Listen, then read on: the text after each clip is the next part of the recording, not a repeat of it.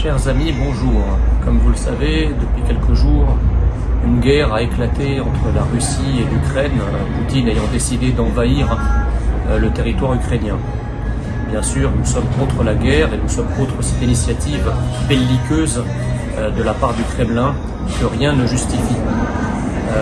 Nous sommes bien sûr de tout cœur avec les Ukrainiens dans cette terrible épreuve, les populations ukrainiennes qui sont sur les routes ou soumises à la faim, et nous demandons évidemment immédiatement à la France d'agir pour soulager les souffrances des Ukrainiennes et des Ukrainiens touchés par cette épreuve.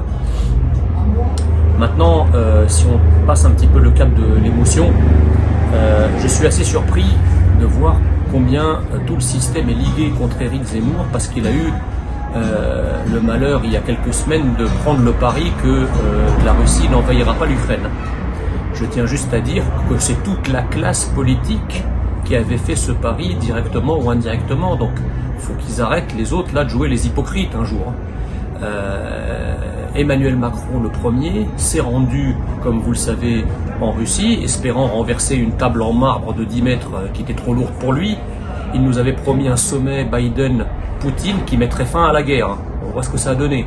Donc le premier à avoir parié et perdu, c'est le président de la République. C'est encore plus grave, parce que c'est lui qui tient le pouvoir et c'est lui qui représente la France à l'étranger. Mais les autres ne sont pas en reste. Marine Le Pen, ainsi que toute la gauche d'ailleurs, Valérie Pécresse, dont le conseiller Geoffroy Didier trouvait légitime l'invasion de la Crimée en 2008, et Yannick Jadot qui faisait la même déclaration il y a quelques semaines. Donc toute la classe politique n'a pas cru à la guerre et elle se trouve aujourd'hui dans la même situation de sidération par rapport à ce qui se passe. Donc il faut arrêter et éviter de donner des leçons quand on a soi-même plongé à deux pieds joints dans la même flaque, si je puis dire. La troisième chose, c'est que la Russie de Vladimir Poutine était jusque l'année 2014-2015 extrêmement ouverte à l'Occident. En réalité, Poutine a longtemps fait des appels du pied à l'Occident. Il avait demandé à l'Amérique, puis à la France, de nouer un partenariat. Et en fait, l'OTAN, les États-Unis, se sont foutus de sa gueule, en gros. C'est-à-dire que pendant qu'ils faisaient des moulinets pour dire qu'ils voulaient la paix, ils n'ont cessé de préparer la guerre, à commencer par l'extension de l'OTAN à toutes les ex-républiques soviétiques, et au dernier rang de laquelle l'Ukraine. Et d'ailleurs, en 2005, dans une interview que Poutine avait accordée à Christian Mallard, il avait dit « Attention, l'Ukraine, c'est un point sensible ». On n'a pas tenu compte de ça et on a continué en fait à considérer Poutine comme un ennemi, aboutissant à cette situation absolument ubuesque où aujourd'hui les relations entre la Russie et l'Occident sont pires que celles qui ont prévalu pendant la guerre froide. C'est dire à quel point les initiatives des États-Unis, de l'OTAN en Europe ont été destructrices de la paix européenne. Et enfin, j'attire votre attention également sur la réaction de la gauche et des progressistes par rapport à l'invasion de l'Ukraine. Bizarrement et subitement, les gauchos-progressistes découvrent les vertus de la frontière. Ils s'étonnent que Vladimir Poutine ait violé les frontières ukrainiennes. Alors, les frontières ukrainiennes ont une valeur et pas les frontières françaises.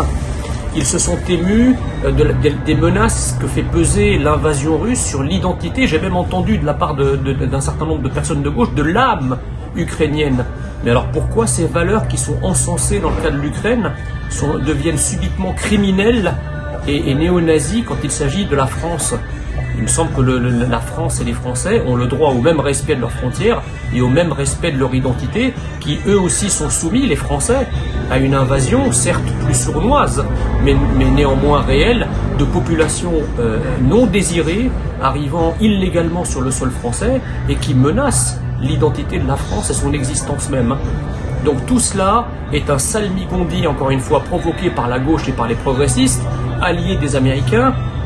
Et j'allais rajouter une dernière remarque, c'est-à-dire qu'aujourd'hui, on est dans cette situation où on vous dit « Ah mais vous n'êtes pas avec l'Ukraine, vous brandissez pas le drapeau ukrainien ?» Mais alors dans ce cas-là, vous êtes avec ce salopard de Poutine et avec la Russie. Non monsieur, non madame, on a le droit de n'être avec aucun parti. La France a toujours été une puissance d'équilibre, une puissance indépendante, une puissance souveraine. On n'est pas obligé de prendre parti dans un conflit.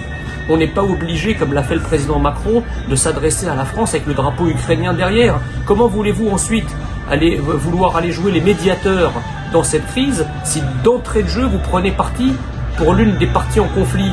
Vous décrédibilisez complètement, et Macron a décrédibilisé la France.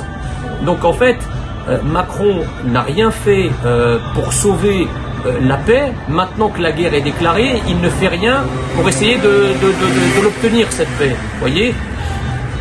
Donc tout ça est extrêmement dangereux. Nous, on veut sortir du raisonnement binaire. Vous êtes contre un tel, donc vous êtes pour l'autre. Vous êtes pour un, donc vous êtes contre l'autre. Cette logique de cow-boy décérébré américain, c'est pas la logique française. Et puis entre nous, Emmanuel Macron et le gouvernement français cherchent à tirer profit de cette crise. Quand ils comparent Poutine à Hitler, quand certains éditorialistes proches du pouvoir nous disent que nous sommes en 1938, quand certains vont même jusqu'à parler de troisième guerre mondiale, il s'agit là d'une récupération et d'une instrumentalisation honteuse de cette crise ukrainienne à des fins de politique interne française. C'est tout simplement minable. Ça fait passer Emmanuel Macron pour ce qu'il est, c'est-à-dire un profiteur de guerre, et on retrouve finalement le schéma du Covid.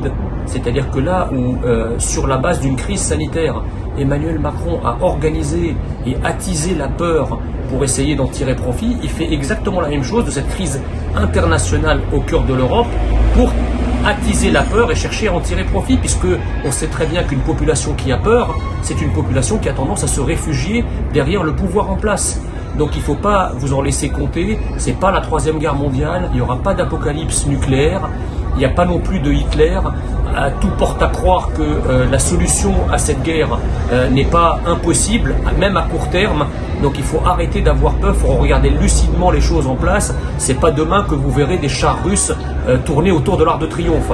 Donc que le gouvernement arrête avec ça, arrête de nous faire peur, et qu'il organise l'élection présidentielle de manière sereine pour que les Français puissent s'exprimer pacifiquement, sereinement dans l'urne très prochainement.